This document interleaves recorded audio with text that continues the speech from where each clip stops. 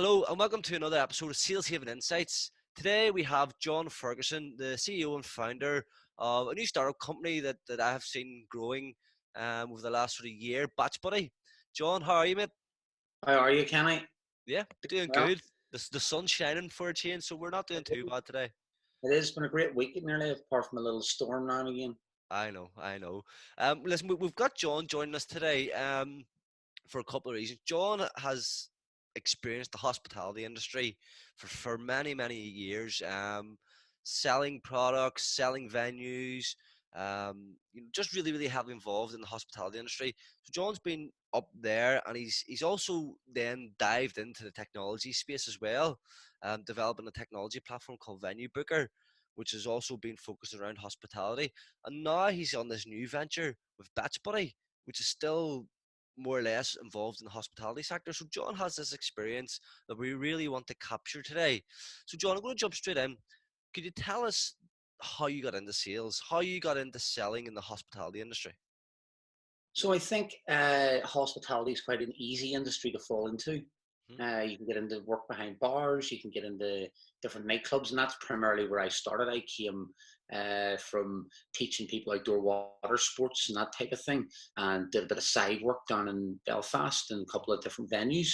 From there, we moved into the Odyssey. It was a really prime time for the Odyssey. Myself and the co-founder of BatchBuddy, believe it or not, were running about together, opening clubs like Buddha, Bar 7, Precious. So we had this roller coaster ride in that space where we got quite good at developing the businesses, the brand, targeting the market, getting the numbers in, filling the till, so to speak. So when we moved on from that, the next progression when the Odyssey took a turn for the worst. And as you know today, that there's no licensed premises in them at all. So when that happened, we moved on then to opening bars and restaurants for another organisation, including the likes of the Frisky Bear in Hollywood. And this was a completely different experience. We were doing it for other people, but we were doing the entire mechanism of setting up the business, staffing it, branding it, getting the first pints pulled through some of the sort of future marketing campaigns and sales campaigns. So this brought us from food, the drink, the people, the events, and it gave you a great experience. And that led us then to look at moving into hospitality more seriously and owning our own venues. This is back in 2008, 2009. So it Wow. was it was a really, really challenging time, but we had taken the progression and it sort of concluded for us where we had our own venue in Botanic Avenue called the Law Society, cracking venue, absolutely amazing cocktails, good food. And we experienced the challenges that year of the snowstorms in December, the busiest night of the year, people would shut down. We also had the challenges, though, of coming from this from a much more energetic, raw approach than most traditional hoteliers or restauratarians had. Where, and from day one, we noticed that hospitality was this huge industry that traditionally was quite old-fashioned in how it approached things, but over time, I came to realize it was a people-driven industry more than you can ever imagine. And people sell to people, and people buy off people, and it's the recommendations and the quality of service. You're never going to get a platform of sales where you can deliver the same way you can at a restaurant table. Yeah. So this laid the foundations for selling in a way that was very customer focused, that was very attentive to detail. That almost, whether we did it digitally or we did it in person, we felt like we were standing in front of someone at a restaurant table, if that makes sense, Kenny. Yeah. Okay. So you got that hospitality experience, and you mentioned a couple of things there. So first of all, 2008, 2009, you decided to have a venue yourself. That's obviously on the back, or I think it was around about the time of the downturn, the economic crash, which was absolutely mental. And then you've mentioned a couple of other things, even down to the weather, closing places. So that's very akin to what's happening now, John. Again, we're living in a time where something like this hasn't really happened to a lot of us in terms of we're in lockdown. We're we're not allowed to really work. We're not allowed to really do anything. Even though Boris Johnson says we can, but we can't. But we'll not get into that. So we've got these challenging times, but in a roundabout kind of way, we are in a downturn right now, and we're in a deep recession. This is going to happen, and we're going to be in this for a little while. So can you just explain to us a little bit about how you managed to get around selling, how you managed to get around pulling the punters in? Because there's going to be a lot of people from the hospitality sector that could probably use your experience right now. Well, I'll give you hear an awful lot about hackers, growth hackers, whatever you may call them in modern times. But this is very true and has always been true. The ideology of hacking and taking things from the grassroots, getting your hands dirty and being a wee bit creative. Mm-hmm. Well, that's very much what we define the challenges of sales to be.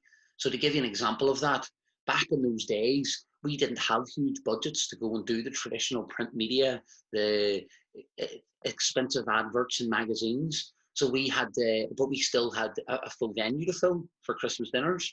So if you take the numbers of, just guessing the numbers, but say we had 5,000 people that we needed to fill, bums on seats that we needed to do over the Christmas days. Instead of advertising and doing the traditional means media, we took an approach where we literally went and printed off the Christmas dinner menu on a bit of paper, Mm-hmm. went to Gumtree, you're talking back in the day, put an ad up for a self-employed salesperson, brought them in, showed them the Christmas dinner menu, and sent them out the door to speak to businesses. The deal was £30 menu. We would pay that person £1 for every bum she put in the seat. Now, we knew that there was a couple of places that wanted to book. One was a primary school in South Belfast. So we sent her there first. In she went, out she came. She'd just got her booking for 220 people. So that was £220. She seen she could make instantly. She had a portfolio of 5,000 bums to put on seats. She filled our venue for us, so that those types of approaches are so much more true now than ever. You need to be engaging your customer. You need to be going out to find where, and that's if you can pivot your business towards takeaways. That's if you can pivot your business towards social distancing when the new normal comes in. You have to remember, for hospitality, one thing I did mention, it's a very people-driven industry. Yep. It's very close contact, not just in the restaurant itself, but you're now going to have a mentality of people thinking deeper into the kitchen, about hygiene, about the people who are preparing the food. You know yourself, Kenny, you have to sit in a restaurant and you can watch, and that's what a lot of the experience of hospitality is about. It's about being somewhere surrounded by an atmosphere, surrounded by people doing things, not just music, but everything. And that is the definition of hospitality on the ground. Mm-hmm. And businesses who are able to be creative about how they deal with this, that are able to give the confidence to their customers that their attention to detail is there, that hospitality has changed for them in this new narrative. I don't know if it'll last a month, if the psyche will go back to normal after 6 months, if we're going to have a new wave of an entire generation of germaphobes that don't really trust eating with a knife and fork that someone else has ate with. So there's so many unknowns, but regardless of that, people spend money. People will always chase experiences. People will be busting to get out of the house once this does settle itself. And I think there lies the opportunity. What are you going to put in front of your customers? How are you going to put it in front of your customers? You don't have to go down traditional routes of media. Now more than ever, there's companies, organizations, and places out there that are crying out to help people. Yeah. Crying out to take positive messages, new products that are in it, of just new. I've seen today on social media, local restaurant on Botanic or in the Cathedral Quarter is doing takeaways. They've got a social distancing sort of pickup space, so they're doing collections. But they're out there, they're getting covered on social media. People are blogging about them. People are sharing and posting. There's a mass of people out there that want to support local hospitality and love it. In Belfast, we have built up a fantastic hospitality sector, in the sense that there was a lot of great venues and great themes to cater for our very small population in Northern Ireland. Yeah. And I hope that continues, but it will continue in a different way. Yeah. And I don't have the answers to how nightclubs or how some of the more busier bars in town are going to deal with the next 2 to 3 years, but we are going to see hospitality thrive. It may just be in a different direction, and there's no better people to deal and to capitalize on that opportunity than the people that are in hospitality now. They have the networks, they have the support, they have the reputations, and there's just the challenges are going to have to be overcome. Yeah. So if I could throw a bit of a curveball to you here, John, obviously having set up venues and doing all of this for a long time yourself, if you were in a position now where you were owning a venue or you had the responsibility of dishing out food and getting punters to buy from you, what do you think Yes. you would be doing right now? So we'll take a hypothetical that I have a bar, fully licensed bar with a restaurant. Hmm. You know, one, I would have been very restricted before this crisis in terms of licensing. I think there's been a whole opening up of what is acceptable now in terms of takeaway, in terms of getting rid of your stock, or so splitting it into two, looking at food as a takeaway and looking at drink as a takeaway. I'll be looking at these two things very differently and wondering what's the easiest thing that I can get out the door to start generating the revenue to keep a couple of the staff on, to start letting people know that I'm out there, that this is what we're doing. A great bar in Belfast was doing a thing with Guinness takeaways quite recently. Again, I don't know if they're still doing it or not, but great ploy just to say we're still here, we're still at it, you know. And I think that that's the type of thing I'd be looking at, not necessarily massively profit driven, but making sure that I'm trying to build some infrastructure. I'm trying to get, because with this, Kenny, what comes is the responsibility of setting up the website or the landing page, making sure that the response emails are right, making sure there's a communication system so customers don't put an order in now that they're expecting in 2 hours, but really your delivery things in 3 days' time. So just working all of those things out, making sure we storyboard them out and testing this. You know, everybody's got enough customers that if they put something out on their social media sites, which most venues are on today, they'll get some traction. You've got Mickey's Deli down in the town. Brilliant. You know, Mickey's now doing collections. They've launched their new East Coast sauce.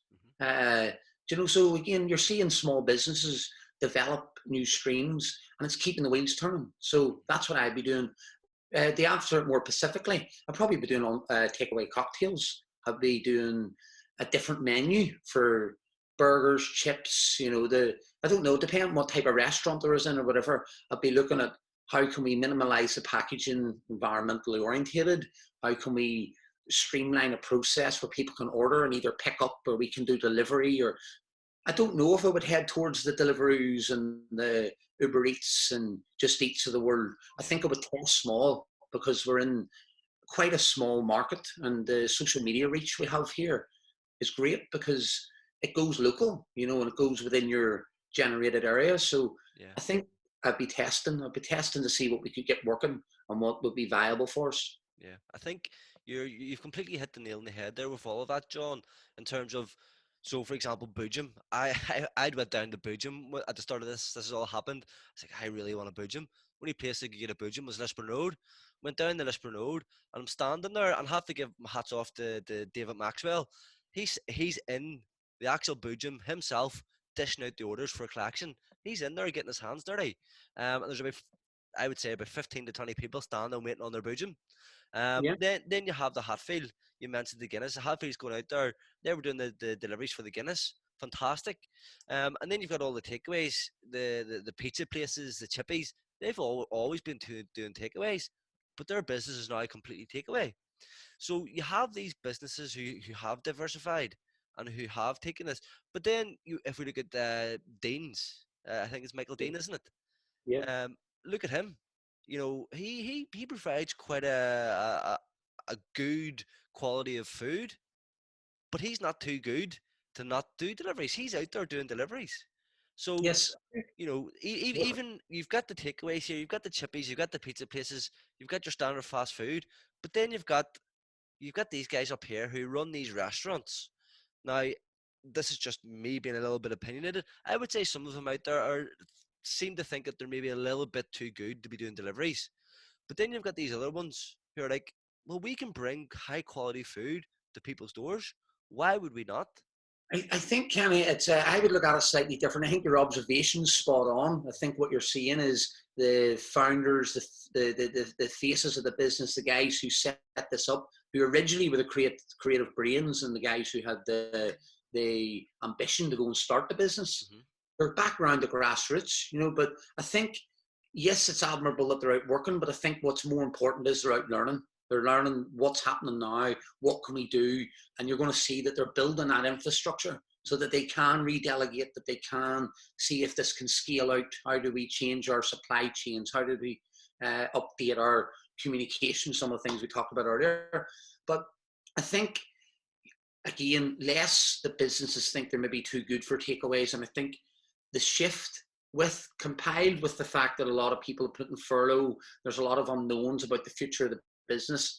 I think there's a lot of fear. And then if you add on to that, how do we get a website? How do we, all of a sudden people are faced with this challenge. I need to spend loads more money to try and make money. Mm-hmm. And I think that's where the opportunity is. So if I have any advice to any venue owner or venue manager out there that's looking to innovate, that's looking to change, it would be that in 2020, there is a massive amount of very simple tools that you can deploy without going near massive expensive consultants, without having programmers, simple landing pages like Instapage, setting up a simple WordPress landing page, using, and just Squarespace, whatever it may be. You can use your smartphone to get your message out there. And from Stripe to PayPal, these are all if you can click a button, if you can send an email, you should be able to set this system up within 20 to 48 hours. Maybe it'd be worth doing a video or a bit of advice on terms of something like that. But what I'm trying to get to is that the barriers to entry here, fear shouldn't stop you moving forward. No. You should be looking at these and going, how do I do this? YouTube's your friend. Go and watch the massive American restauratarians, the people in London who are all over YouTube, have been for a long time, and they're telling you how to do it. Find one you like and replicate what they're doing and get that infrastructure in place so that at least a customer can come along and find you. And they only do that by you posting out a bit of content, selling online. Yep. And if you can get something out they want, it's then your responsibility to put something in place so they can complete the transaction.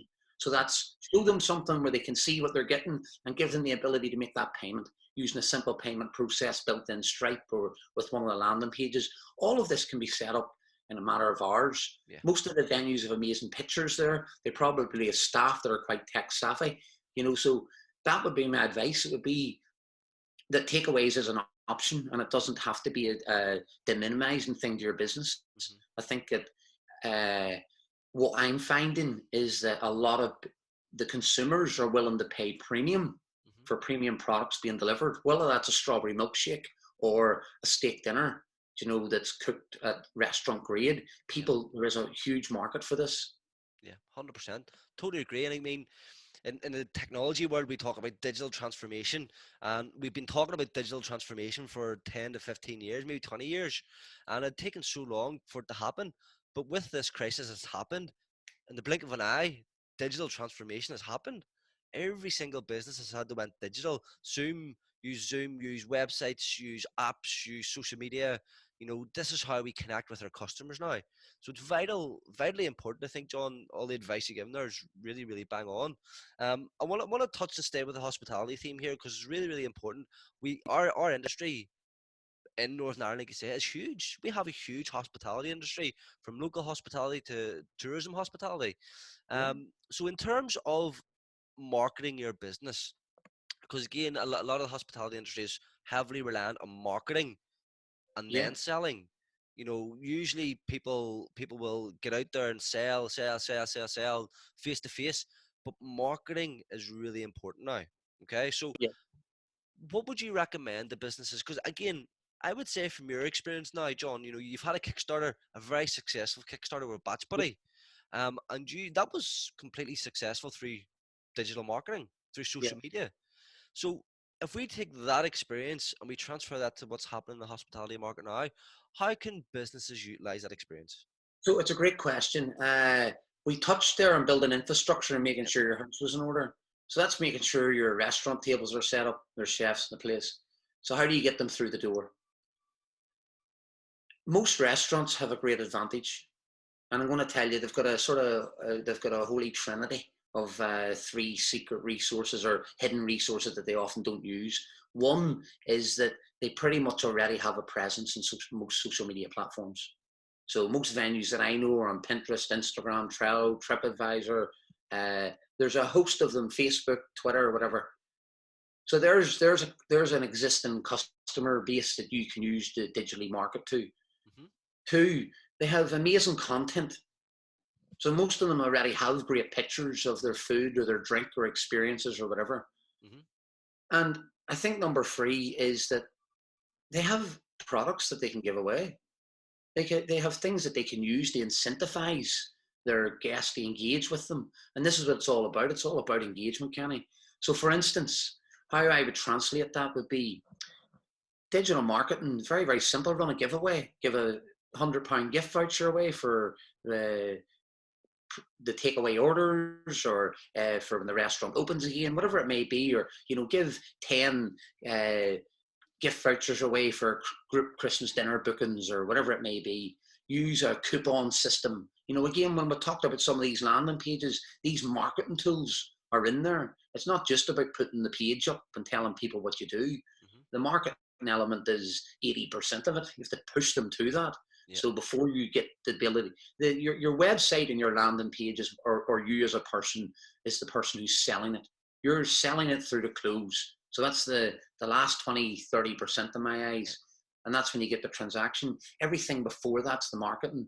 Yeah. So for me, I think we live in this world where a lot of traditional sales aren't as tuned into targeting as they should be. Mm-hmm. So I think that the simple phrase of know your customer has never been so more achievable. And when I say that, I think that if you think about Facebook, Facebook's one of the biggest companies in the world. So is Google. They do it through advertising, which is marketing. Mm-hmm. So something's working. So why is it so many local businesses and small restaurants go to Facebook, put a small amount in a Facebook budget, and get no traction, and they feel like Facebook doesn't work? Yeah. Well, it's because they haven't been doing the digital marketing. What you have to do is come up with an offering, a call to action that is a call to action that's basically incentivizes the customer to come to you, something like a giveaway. Yep. And do that where you're collecting their email address. Yep. And now you can future market to them, because you know that they engage with you because they're local. If you're giving a meal for two away in Belfast, you know that the person lightly engaging with the competition. If you incentivize them to like and share that on Facebook, or tag the friend that they become with, ask a simple question. I'll give you one example, Kenny. Yeah, sure. We had a page running called Belfast Night Scene. Uh-huh. And we put a post out. And on that post, we asked a simple question. What's the strangest thing you've brought home from a night out? And organically, it had 4.5 million interactions. Okay. Just under 200,000 comments. Now, we didn't have a clear call to action in that post, but it really highlighted to us the power of organic engagement. If you can get something nostalgic, if you can get something that organically likes and shares, people love nothing more than to win something. So we ran a giveaway with BatchBuddy over the Kickstarter campaign for a BatchBuddy and a two night stay in a hotel, or a one night stay in a hotel for two people. Again, great engagement. We've give concert tickets away. So again, these are more in times of unsocial distancing, but there were small prices that we paid, the price of two tickets, and we got over 2,500 likes on our Facebook. Again, there's no point doing it for doing its sake. You're trying to target your future people who you can sell to and that are going to put money in the till. And the best way to do that is to be using the things that you have at hand. Digital marketing doesn't have to be scary. There's so many elements to digital marketing you can get into. Email marketing, ambassador marketing, looking at keyword research, looking at local blogs, trying to saturate that space. But you just want to get one or two things working really well. The platforms are there, like Facebook. And for the sake of small tutorials on YouTube, or doing a small course, that there's thousands of them out there, they will teach you how to target that audience, how to weed down your keyword and your search terms, so that you're getting in front of someone. So inevitably it works out like this. You put £100 into Facebook, you target this people, you do it at this time of the day, you do it when they're on YouTube, you do it whenever, but inevitably for your £100 in, you're getting £300 worth of sales out. Very, very rough figures, but that, when you've got that, then what you're trying to do is scale it up. Can I put £200 in today and get £600 out? And that's Facebook marketing in a nutshell. And if more businesses in hospitality could take that leap to be able to dive into that and start targeting consumers with small, simple giveaway campaigns or 50% off offers or whatever it may be, or taste my new menu, or whatever. There's some great examples out there. You don't have to reinvent the wheel with any of this if you're not super creative yourself. Yeah, 100%. And I think there's a lot in there, in terms of run giveaways, coupon systems, the data collection piece. A lot. I would say this is a big problem in the hospitality sector. A lot of people in the hospitality sector do not capture the contact details for the people they do business with. Again, I'd refer to a couple of other local businesses out there who are doing this very well. Boojum probably being one of them. A couple of other sort of well-known franchises doing it quite well. When you have to log in to make an order, Yes. your email is captured straight away. You I have to think log in. much more fundamentally than that, Kenny. I think I've worked with hotels in the past that have had consumer after customer coming through the doors, given them their email address. One venue in particular, I'll not mention the venue, but Yeah. the 360,000 email addresses, and they had their permission to market to these people, just sitting doing nothing, but constantly trying to ferry money into magazines and the Yeah. old traditional ways, because that's what worked. Most of their business probably came from repeat business or word of mouth. But they were never able to measure it. When you get that email address today, there's no excuse that you can't send them a monthly newsletter. Like if you're your venue, one of the biggest pieces of advice is I could say is set a couple of digital milestones. Think to yourself, right, I want to get my shop front up. Well, go and check out Shopify. Go and check out Instapage. Go and check out social monials. Social monials are one of those tools that are viral giveaway tools. Sign up for it and try it. If you don't like it, you don't like it. If you do, well, go to the next phase. Yep. Think to yourself, right, well, I'm going to put a date on this. I'm going to run this giveaway. I'm going to get someone to help me. I think that's at the heart of it. Set a couple of milestones to get them out there, Yeah. but make sure it's to the point that you're engaging with someone for a purpose. 100%. One of the things I would touch on there, so the collection of the data and the emails, right? If you're getting permission to collect the data, you're getting permission to market to these people, send them offers, right? Do send them offers, 20% off, 10% off, blah, blah, blah. Every time you buy one of these, you get this free, whatever it may be, right? But then also educate them, right? Educate them about this is what we do behind the scenes. This is how we operate. Or educate them about something completely different. Did you know this avocado comes from a free trade place, blah, blah, blah. This is where these people live. This is about this country. It doesn't necessarily always need to be about your business. 100%. It's about creating engaging content that you can send to people.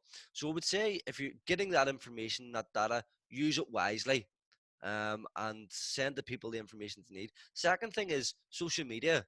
There's some people out there, some companies that have 300 followers. There's others that have 5,000 followers on their social media pages, right? Every single one of those people will see your content every time you post.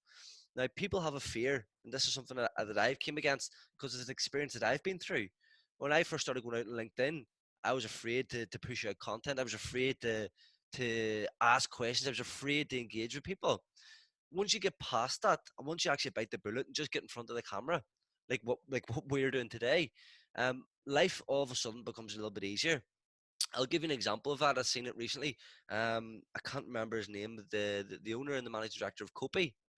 Um, he's on Yeah. cooking.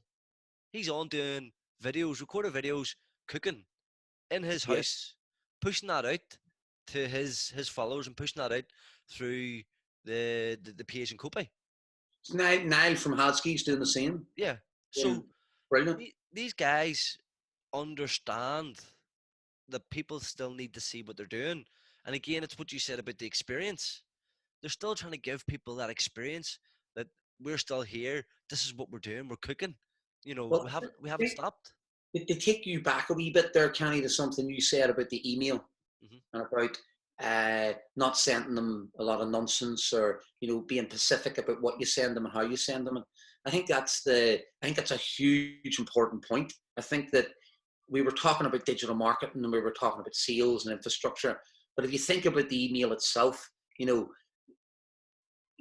first of all you're trying to work out, how do I get the email? and whose email is it I'm trying to get. So that could be one campaign that's orientated toward takeaways.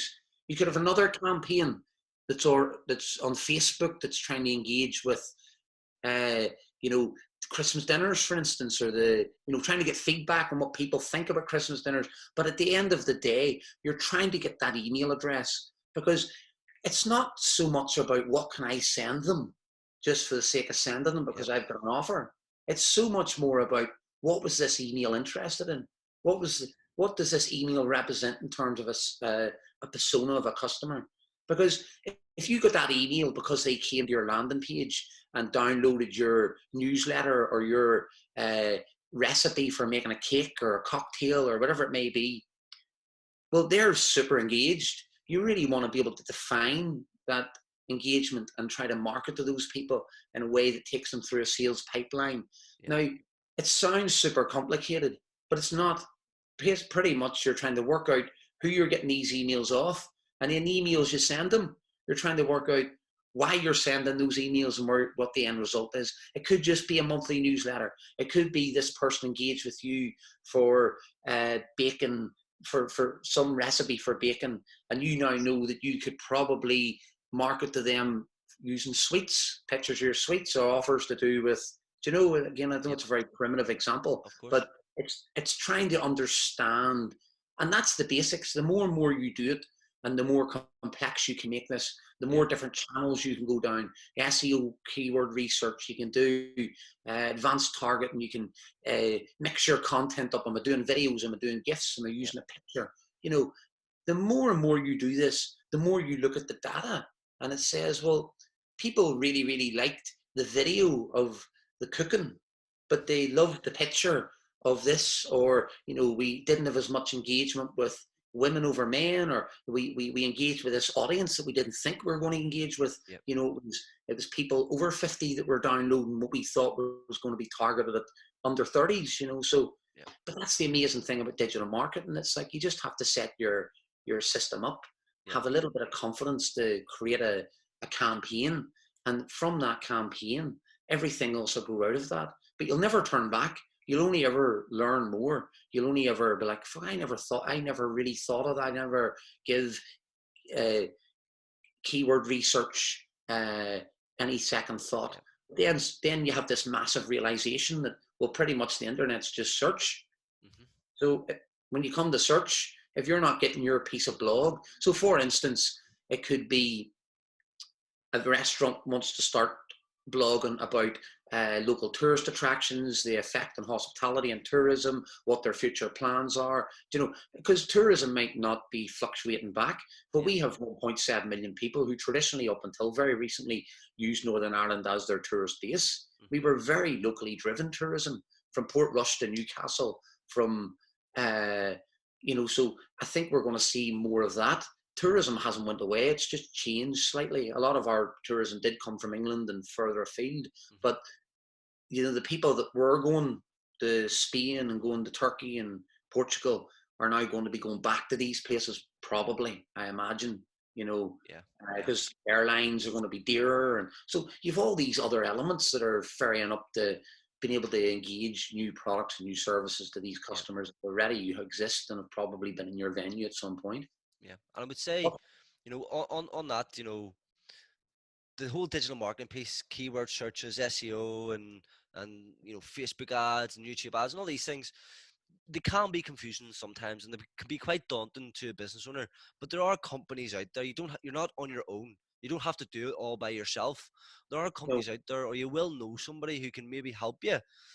Yes, you will spend a little bit of money. Okay, that's going to happen. You need to understand that. You need to suck that up. Okay, and regardless of what industry you're in, you need to suck that up, because that's going to happen. You need to spend a little bit of money. You need to spend a little bit of money to get that return of investment. There are things you can do by yourself, but when it comes to to get a really, really, really good SEO or keyword search campaign going, that will take a little bit of money. Okay.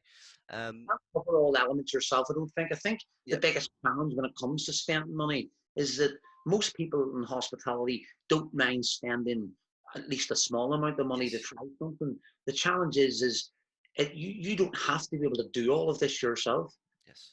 you at least have to know what it is you're doing. Correct. Because Correct. if you're going to go into a design agency and build your landing page out and not consider the digital marketing element of this, Hmm. or the content creation element of this, or the delivery part of it, then you're spending money, good money on nothing. You're spending good money chasing bad money. Where it's not hard today to watch a YouTube video.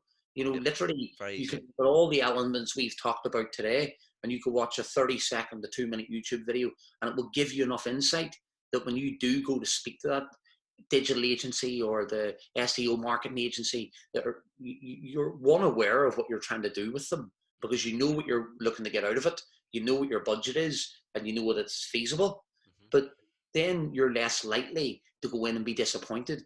The challenge that I see for most of hospitality moving into technology is that the expectations are all wrong. So whether it's Yeah. in the cost of getting a campaign designed, whether it's digital artwork or vector images or videos, and and if they do appreciate that and they're willing to spend the money there, then they're not leaving the right budget for the digital marketing Yeah. element of it.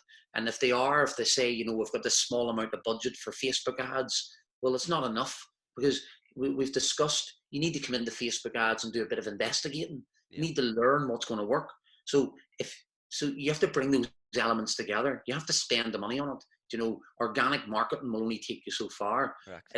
It's massively important. I think that you should start getting content out organically, because Yep. there's no point if you can't put stuff out organically and people aren't engaging with it.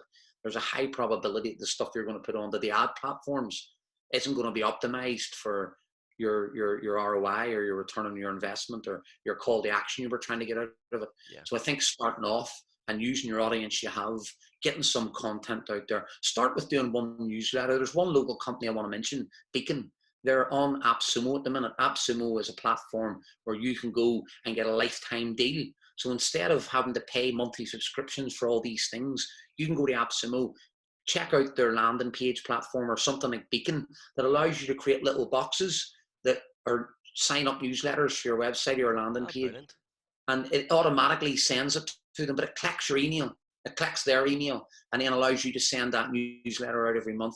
It's $69. If you don't like it, you get 60 days and a full refund. But go there. Don't necessarily chase towards consultants and organizations that can say they do everything for you. Yeah. At least understand what you're trying to do before you do it.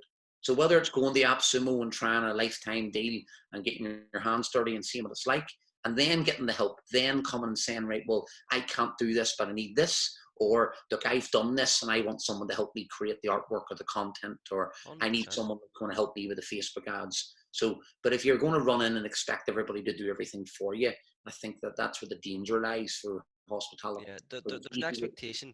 You can take yourself so far, okay, at minimal cost. But once you want to ramp up your game and take it to the next level, you will have to spend that bit of money. One of the things that I would say, the immediate way that the hospitality industry can start to engage and drive a bit more business is most certainly through social media. Instagram, Facebook, TikTok. These are platforms that will get you a quick bit of traction. The problem with that is you do have to understand your customers. You do have to understand the content that you're pushing out, and you do have to overcome a little bit of fear. Um, at this present moment in time, it is good for business owners, those guys who found the companies, those guys who are running the companies, to get in front of the camera, to Yeah, actually engage with their followers on their social media channels. Let the followers know that they care about that the fact that they are customers, because at the end of the day, all people want right now is to know that they're being thought of, and to know that the people that they do business with will always be loyal to them as well yeah. as them being loyal customers. I think So very too, the piece of advice that I would give that we would live by, we always in our head, whether it's BatchBuddy or whether it was any business with the restaurants, whatever, we always had these two people in our mind. One was the Holy Grail. It was for us with uh, a really good example was Chile bottles. We looked at Chile bottles and we thought, how did these guys take a flask and modernize the life out of it and create this huge market of people who were willing to pay a premium price for what inevitably is a flask? And it all came down to the digital marketing and how they engaged with a brand and how they tapped into this trend. But at the same time, we knew they were spending a fortune. So we also had more localized examples of people who were, the really good one was Evolve Skateboards. These guys were a couple of years old, but what we were doing was using these guys as an example. We were able to look at these guys directly and go, I would love that. Why are they, whenever I got the confirmation email from them, I looked at it and go, I need a confirmation email like that. Well, there it is. It's sitting in front of you. Reread it, Mm-hmm. make it relevant to your business. But there's your template. When you see them putting a post out and you think to yourself, well, there's the example. Most times you look at something and you think, I want it like that. Why can't, but these guys, you don't need to go and pay the big budget. It doesn't need to be as good as theirs, but copy their process. Ask the golden question. Why are they doing this? They spent the money to do the research of what time to post, what type of content to post. They've, go and look at their Facebook ads. Mm-hmm. Go and look at what restaurant, from a restaurant point of view, look at the Hiltons and the Ramadas of the world, but also look at some of the people we've mentioned today, the Deans of the world, the Niles of the world, people who are doing this really, really well. Mm-hmm. Look at what they're doing and just go, you know what? I could do that. If that's what you want to do, then you've got a model. You've got someone who's out in front of you doing this. Yeah. And there shouldn't be, and then you can strip it down to the questions of what stopped me doing this. I haven't got a camera, use your iPhone. The audio's bad, doesn't matter, get it out there. And if audio's a problem, go on to eBay and buy a microphone for $49 or £49 and improve your audio. Mm-hmm. I haven't got a website, go and build one of the landing pages. Look at Beacon we were talking about today. But get your example, because the example gives you a framework. Yep. It gives you a set of limitations. You don't need to go and do what they're not doing. Yep. You don't need to do all the stuff they're doing either. You have your brand. There's your company will have its brand, right? All you're doing is looking at what people are doing out there, taking the best practice and putting your brand over the top of it. You don't need to reinvent the wheel here. Particularly video content. Video content, in my opinion, is vital. Really, really vital right now. So jump on, get the video content out there. Take the format, watch a video, watch how someone does the video, write down notes, and then say, right, this is how I'm going to format my video. And then go out there and do it and put your own twist on it. Be extravagant. There's a guy that we've had on here, Aaron Watson. He's on LinkedIn. Aaron Watson's a fantastic guy, right? Brilliant. Really down to earth. He's an independent business owner. He has his own business called Jam Media. But he's out there and he's running about with kitchen sinks and jumping up and down and hanging in trees. Why? Because if people scroll past his content, they're going to stop and they're going to look at that. I spoke to Aaron just before Christmas last year. Yes. He was down in our offices, and it was funny because I actually asked Aaron. I was like, how did you take that leap to doing the type of content? Because it's quite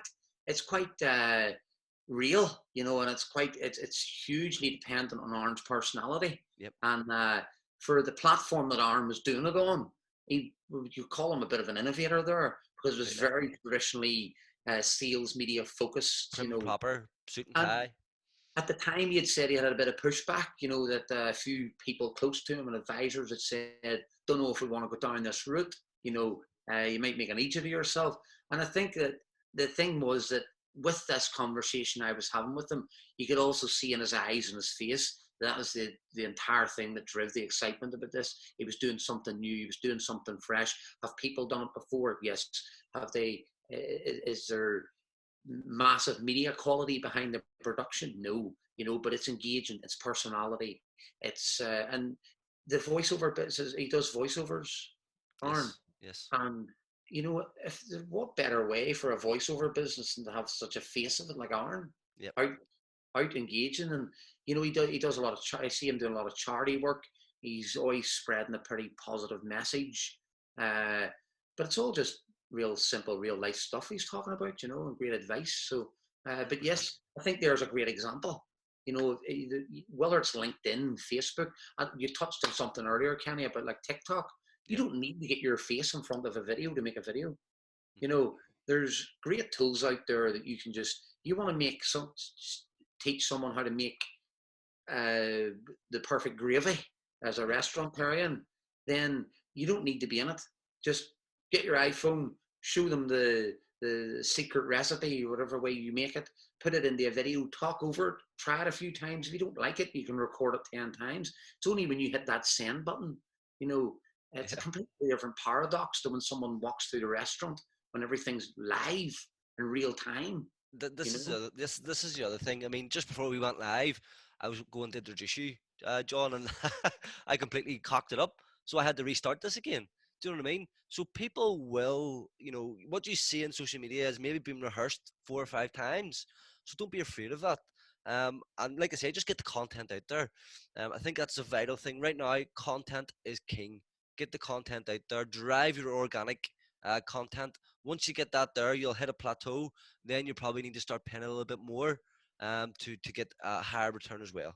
That's what I Listen, would say.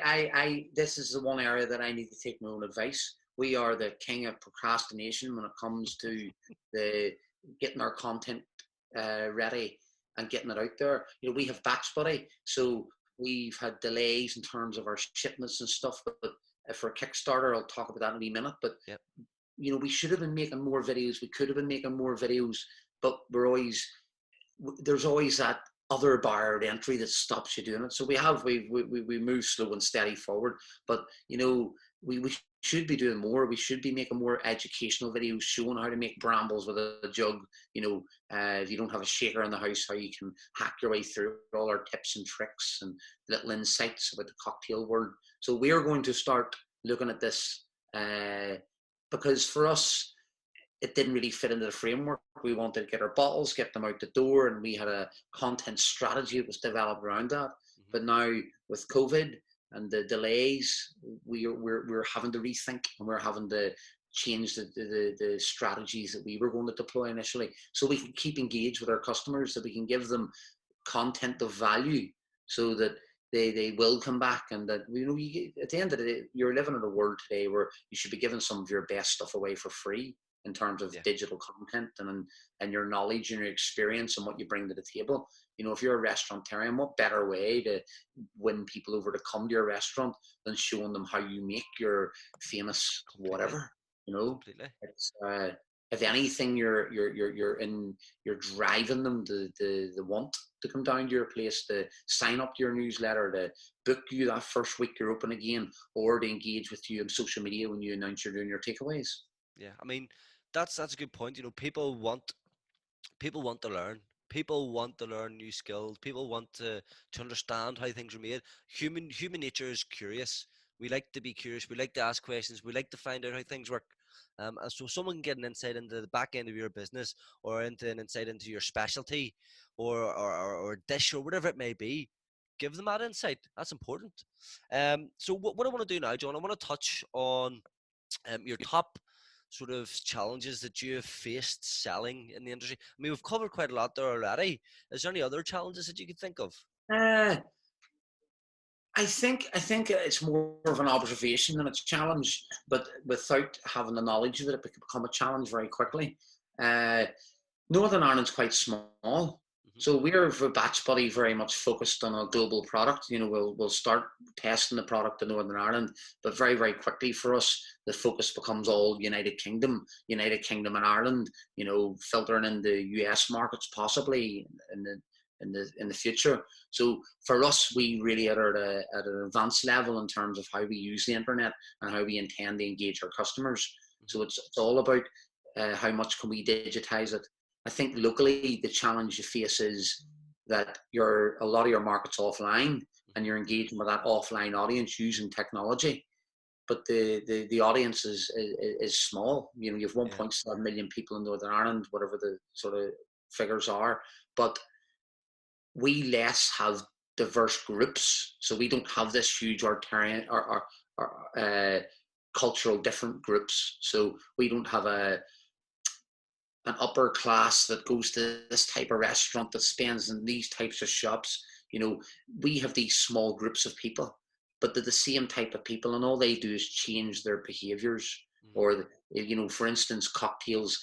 One time restaurants aren't doing any cocktails. One or two restaurants start doing cocktails. It becomes fashionable, and everybody's doing cocktails, but they're doing them to the same market. Yep. and then a new trend comes and the process repeats itself. Where if you go somewhere like London or Dublin or New York or some of these other major cities, there's so much more of a bigger population. The population is so much more diverse in what their likes and interests are. So the diversity and being able to market to those people is less prominent here. So it's Right. understanding that is that, your competition and trying to target your market here and how you message that. It's slightly different than what you would see in mainstream online sales and marketing, if that makes sense, Yeah, Ken. of course, 100%. I would totally agree with that as well. But on the plus side, it's for me, having such a, I wouldn't say a small demographic, but limited stereotypes as such, it's actually a benefit as well, because you can push out content a lot quicker rather than having to have your different customer profiles spread out amongst a wide diverse. For example, if we were to go to London, you've probably got a high Muslim community, you've got a high Jewish community, you've got a high Syrian community, you've got all these different communities that you have to understand each market and how to Yeah. market that segment. Whereas here, you know, we are who we are. Everybody probably thinks with the same hat in a roundabout way. That's more or less we have the young generation, the middle aged generation, and the older generation. So how It's, do it's we less market that them? it's a disadvantage or an advantage. It's just because it has its advantages, like you said. If you put marketing content out here, if you run a campaign here, Hmm. then once it gets to the water, it comes back in again. Yep. So you do have this defined bordered space that you can market out to. If you're doing this, if you're marketing yourself in America or in even United Kingdom, you have to now try and find out of all these subgroups how you can best position yourself, where that problem's taken away here. I think that the big thing from it, though, is just understanding that. Is understanding that that's the market we're dealing with. If you're selling a product locally here, and if you're going to digitize either the product itself or how the customer engages with you or how the transaction's taken, you know, that's a lot of the considerations of what you should be spending, what time you should put into it, how Yep. you should test this, have to be orientated around that. Because unless you're literally going to ship your takeaway over to Scotland, or so that it brings it right back to your sort of targeting in your Facebook ads, or if you're doing digital marketing, keep it within those genres. Reach out to your local bloggers, reach out to your local media companies, try and find local influencers, semi-celebrities, micro-influencers, all of those different things, and understand that, whatever market you're getting into. So if you're going to do online takeaways, that it's a massively saturated market at the minute. Yep. It's pretty much the only way people, and there's a couple of big players in it. There's just Eats and Ubers of the world. So it's just understanding that, and it doesn't mean that you should necessarily go towards those, because a lot of people in Northern Ireland still ring for a taxi. They don't use Uber. They don't Yep. use apps. Yep. So it's just being aware of how you're selling this and how you're getting it out there. 100%. I mean that Make that some that progress. example that example that you've used, even last week, I picked the phone up, ordered a takeaway, and I made the payment over the phone by card. Yeah, Um, the only way that I knew about that was they had put it out through their social media. This is how we're taking payments.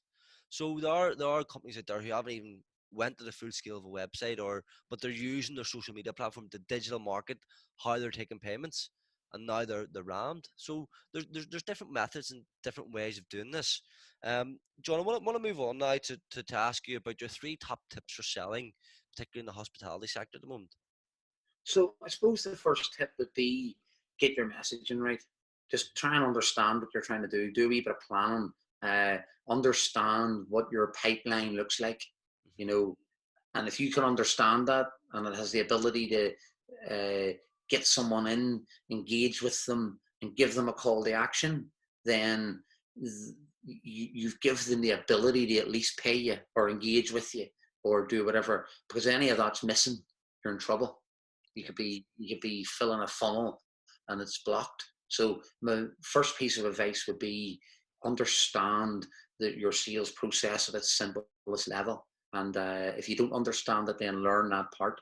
Because there's YouTube videos there to do it.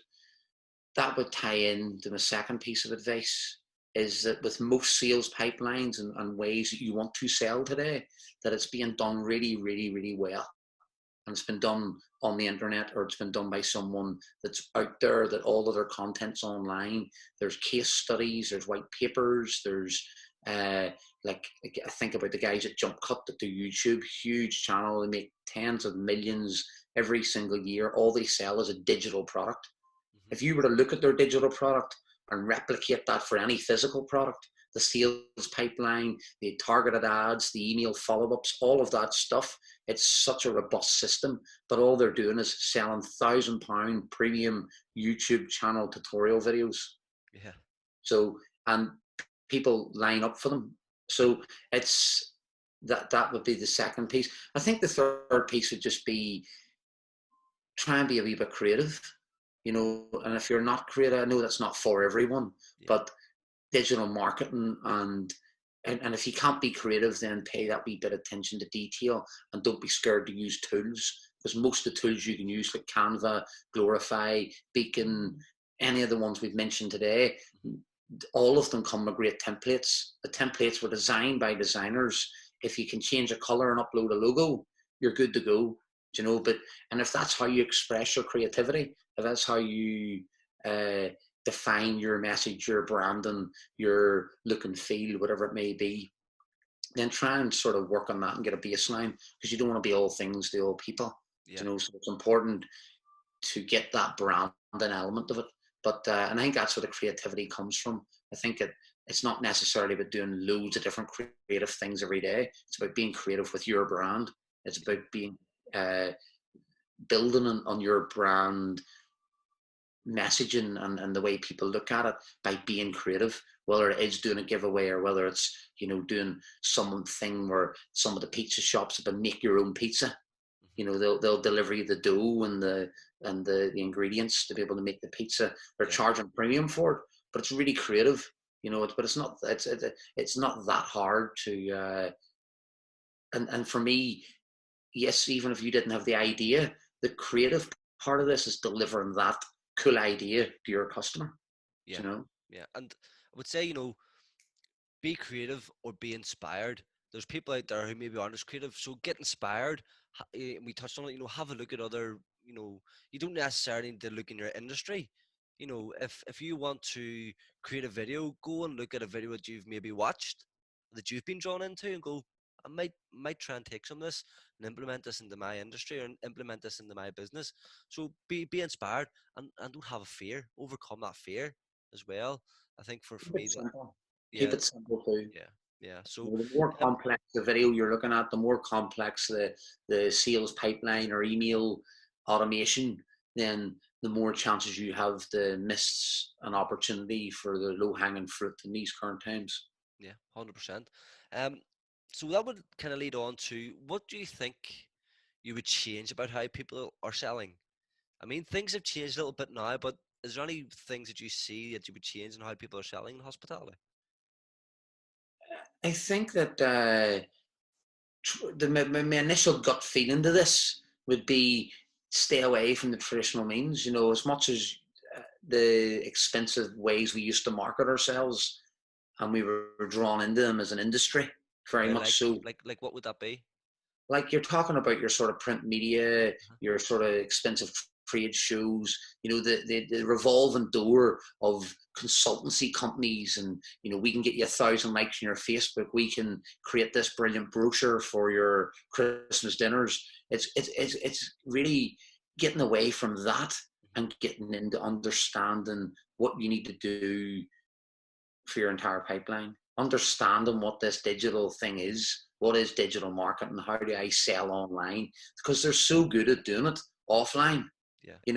Most places in Northern Ireland, hospitality orientated, good staff, good look and feel, clean restaurant, amazing food, update the menu, they put little flyers on the tables, so special offers on every day, so all of the elements that they're doing offline, if they could just look at it, that they needed to do the same online and start doing them at a very basic level and get away from these expensive, non-expensive ways of marketing, ways that you just cannot measure, ways that are going to spoil your that dishearten you from digital marketing.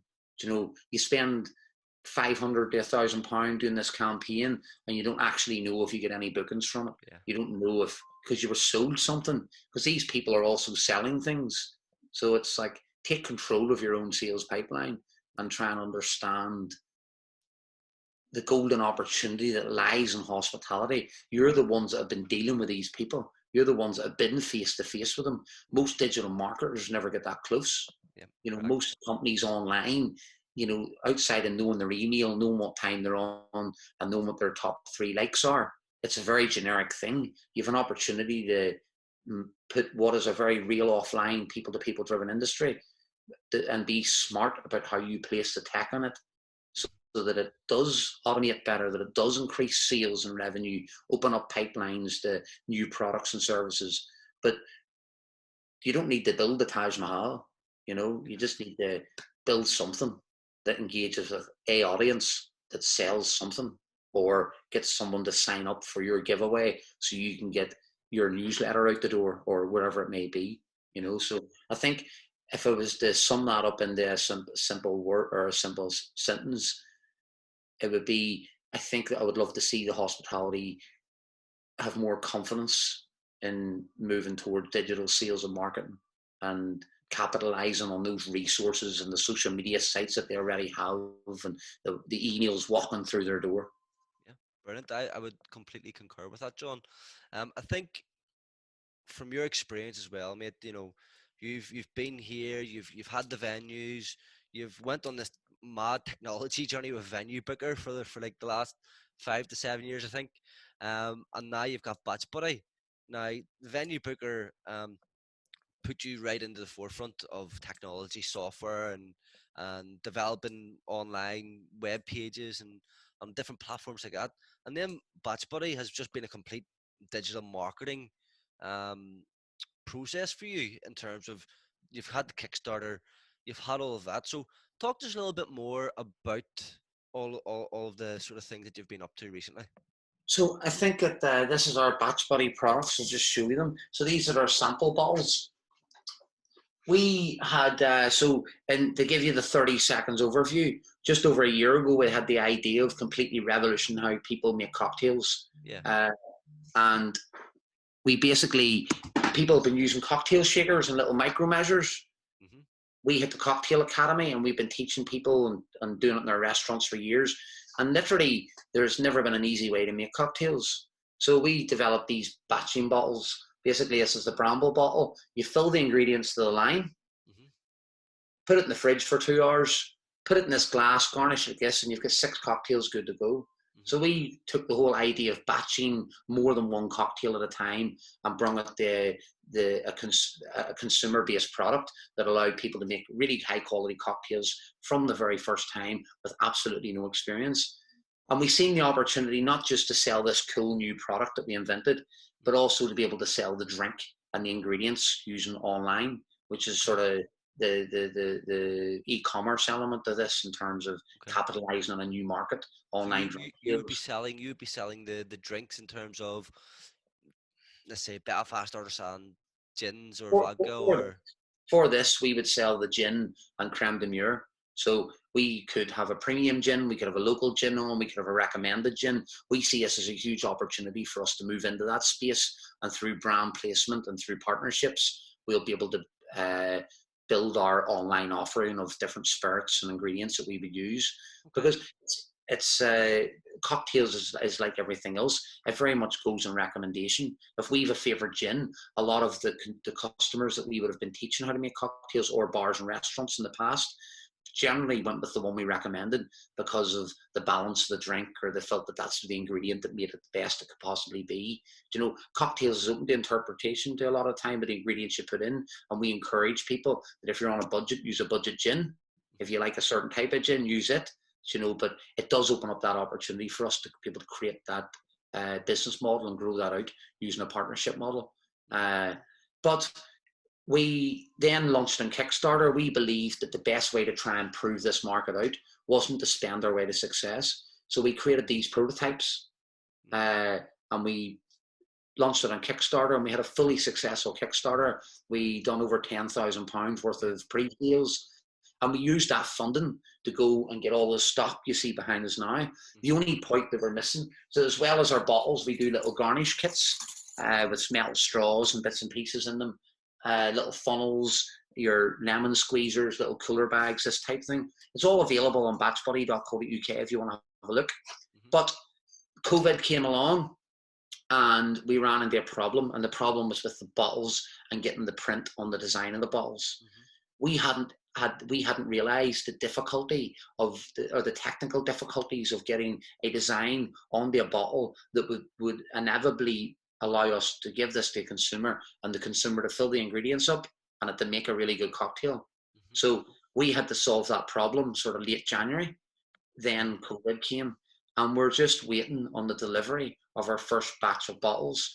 We had an opportunity to try and get them out a bit earlier, but it would have sacrificed in the quality of the designs on the bottles. So we've decided not to go with that. And we're just waiting now on finding out when the guys are back to work down in Dublin, so that they can, the empty bottles are down in Dublin. We're just waiting on the print going on and getting them up here.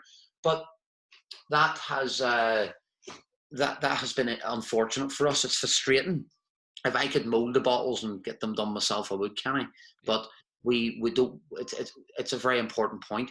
We have a premium product that's doing a really simple job really well, and we want to make sure that when we deliver this to our customers, that it exceeds expectations and that it stands behind our brand, and we get a recommendation. So although it's going to be late, I think that it's important that we put our very first order out the door the way we mean to go on.